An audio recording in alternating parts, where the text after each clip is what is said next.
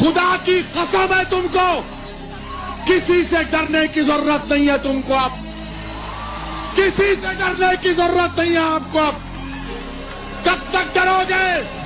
क्या किया कांग्रेस ने कि नहीं ओवैसी आएगा, रे आएगा ओवैसी, जब तक जिंदा रहे इन तमाम को ओवैसी बनाकर मरेगा इंशाअल्लाह ताला।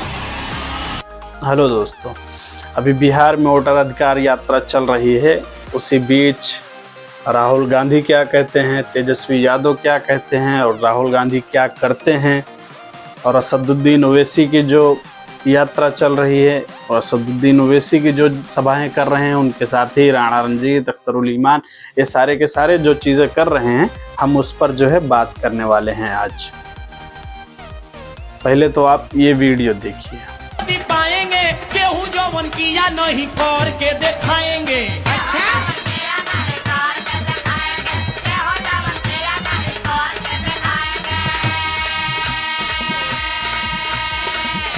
नेताजी बंद कर। जरा ये सोचिए कि हम तो आपके नारे लगाते फिर रहे हैं, जिंदाबाद जिंदाबाद जिंदाबाद। आपका जो विरोध करे, जो आपके विरोध में खड़ा हो, आप उसको जो है गाड़ी पर बिठा करके चॉकलेट खिलाएंगे। लेकिन जो आपका साथ दे और वो मुसलमान हो, साथ दे और वो मुसलमान हो, उसको आप तक पहुंचने नहीं दिया जाएगा। आपका गार्ड आपके सामने पैरों से मार कर भगा देता है। यही बिहार की हकीकत है और यही कांग्रेस की हकीकत है, यही आरजेडी की हकीकत है। मुसलमानों, असदुद्दीन ओवैसी कहते हैं कि तुम खुद नेता बनो,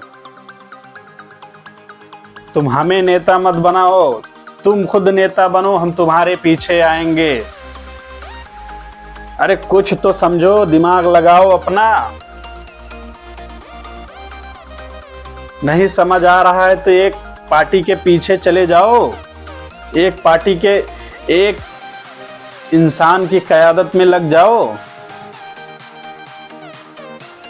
बताओ,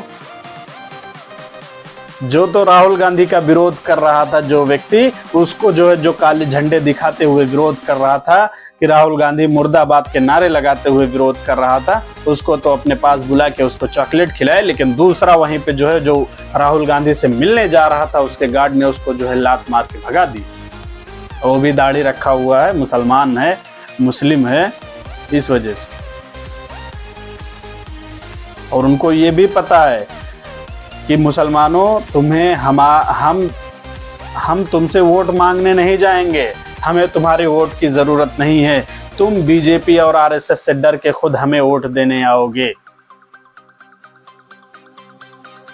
ये सोच लो, आप खुद वोट देने जाओगे या फिर हिस्सेदारी पे वोट दोगे, या अपने हुकूक के लिए वोट दोगे, या फिर जो तुम्हारे लिए बोलेगा उसको वोट दोगे।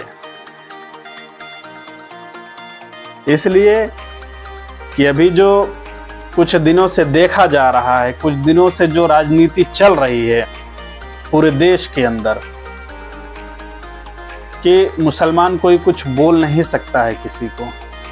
अगर बोल दे, अभी सोचो कि चेतन मांझी, जो मांझी जी हैं, वो जब वक्फ बिल का मामला पेश आया तो उन्होंने कहा था कि ये सारे के सारे कठमुल्ले हैं। अगर राज्य की ओर से दे रहे हैं नरेंद्र मोदी जी तो अच्छा है।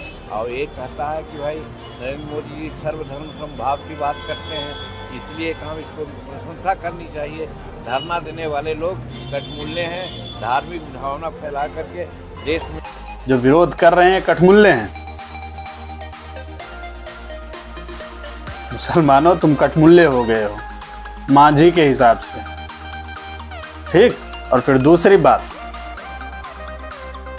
कठमुल्ले हो, और जो है अभी जो उनकी जनसभा होने वाली है उसमें एक जो है कोई वली रहमानी है, कौन है, वली रहमानी नहीं है, सॉरी, कोई दूसरा है जो वहाँ के इमाम हैं, उनकी फ़ोटो लगा के मुसलमानों को वो भी आकर्षित करना चाहते हैं, वो भी अपनी पार्टी के लिए वोट लेना चाहते हैं, लेकिन वो वोट मांगने नहीं जाएंगे, बस फोटो लगा दिए हैं और ये कहते हुए कि कठमुल्ले हैं। जरा सोचना इस बात को मुसलमानों, अपने ऊपर तवज्जो देना कि कौन तुम्हारे लिए बेहतर है, कौन तुम्हारे हुकूक के लिए लड़ रहा है, कौन क्या कर रहा है, जरा सोचिएगा इस बारे में। और बड़ी खुशी होती है अभी धोखा नहीं किया है, गलत बात मत बोलिए, लेकिन एमआईएम से ज्यादा जो आप एमआईएम से भाग गए, रौला था, 5 सीटें आई थी, लेकिन अभी जो है अभी के कार्यकाल में 2025 में आपको एमएलए जो बनाया जा रहा है, घटता जा रहा है। आपको आप मेरे पार्टी में रहे थे, तब ना हम लड़ाई लड़ते, ने जो वादा पूंजी हो गया तो हम कहाँ पूंजी लगाने नहीं किया, वो पूरा कैसे करते भाई? आप तो उनके 4 एमएलए को खरीद लिया गया। अभी भाई मैं वादा कर रहा हूँ तुमसे, मैं बोल रहा हूँ कि अगर हमारे पास खिलाफी नहीं करते, ऐसी चीजें रहेंगी तो हम तुम्हारी मदद करेंगे। जब हमारे पास है ही नहीं है, हमारी पूंजी ही खत्म हो गई है, तो हम क्या तुम्हारी मदद करेंगे? हमारी पूंजी को ही खत्म कर दिया गया है तो क्या मदद करेंगे बताइए?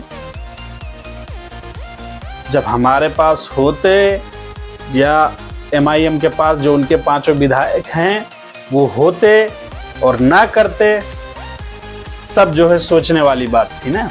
वो तो चारों के चारों गए आरजेडी में और गूंगे बन गए ना, उन्होंने तो कुछ किया नहीं तुम्हारे लिए।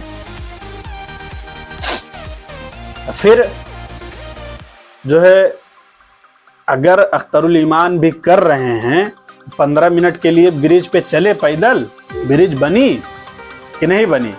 आरजेडी के नाक में दम किए, तेजस्वी यादव कांपे, थरथराए, किसके लिए किए?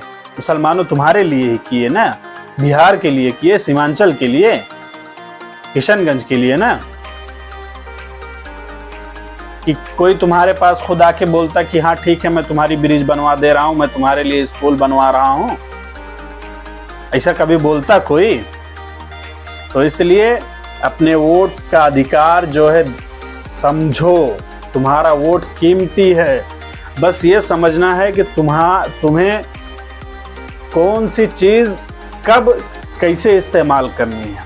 एक किस्सा है कि अगर अभी किसी के घर में कोई सांप दिख जाए, कोई सांप दिखे तो लोग लाठी लेके मारने को आ जाते हैं, दौड़ आएंगे मारने के लिए कि अरे सांप निकला, जहरीला होता है। लेकिन अगर वही सांप किसी मंदिर में दिख जाए, किसी जो है मूर्ति की इर्द गिर्द घूमता हुआ नजर आ जाए, तो लोग उसको दूध चढ़ाते हैं, उसकी पूजा करने लग जाते हैं। मामला ये नहीं है कि सांप वही है, जहर उसमें भी है, मामला ये है जगह की, पोजीशन चेंज हो गई है। वो घर पे था, मंदिर पहुंच गया, उसकी पोजीशन चेंज हुई है। इसलिए मुसलमानों, तुम मुसलमान हो, तुम कठमुल्ले हो, लेकिन जिस दिन तुम्हारी पोजीशन चेंज होगी, तुम इस देश के नागरिक हो जाओगे, तुम इस देश के लोगों के बराबर में बैठने लगोगे। तो इस बात को गौर करना और समझना। अगर हमारी बातें बुरी लगी हो तो मैं माफ़ी चाहता हूं आप सबसे, हालांकि बुरी हमें भी लगी। चेतन राम मांझी की बातें सुन के, राहुल गांधी की हरकतें देख के बुरा हमें भी लगा है, इस वजह से वीडियो बना रहा हूं। तो इस पे गौर करना और अपने वोट का, अपने अधिकार का सही इस्तेमाल करना। चलिए, अगर हमारी बातें आपको समझ आई हो, आपके दिमाग तक पहुंची हो, तो हमारे चैनल को सब्सक्राइब करके हमें हौसला दीजिए और हमें दुआओं में याद रखिए। धन्यवाद।